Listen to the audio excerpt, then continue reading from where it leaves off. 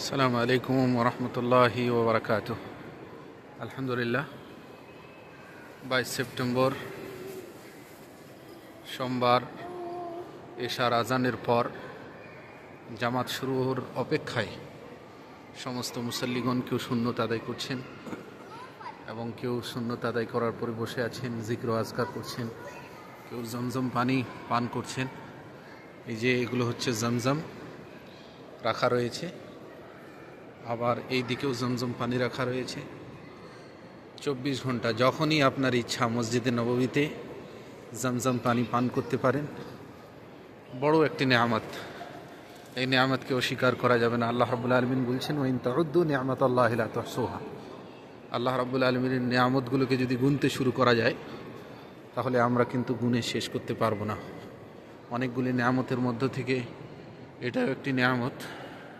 মসজিদে নববীতে সালাত আদায় করা, 24 ঘন্টা জমজম পানি পান করা, মসজিদে নববীর দার্সে উপস্থিত হওয়া এবং সম্মানিত শায়েখগণের সাথে মোলাকাত করা, সাক্ষাৎ করা এবং তাদের দার্সে বসা ও শিক্ষা অর্জন করা। আলহামদুলিল্লাহ। আর এই যে বইগুলো দেখতে পাচ্ছেন, এগুলো ফ্রিতে আপনি নিয়ে যেতে পারেন।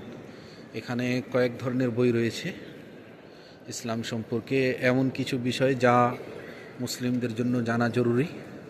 এই বইটি ফ্রিতে রাখা হয়েছে, প্রতিটি ভাষাতেই রয়েছে, ইংরাজি, আরবি, বাংলা, উর্দু সব ভাষাতেই রয়েছে।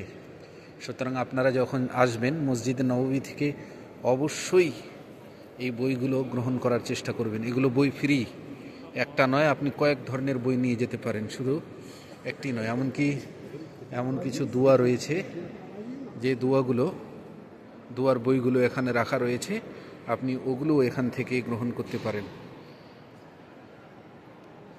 শুধু এটাই নয়, বিভিন্ন জায়গায় রাখা রয়েছে।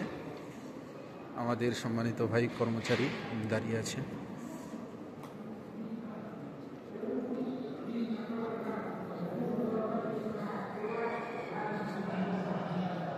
কি সুন্দর দৃশ্য।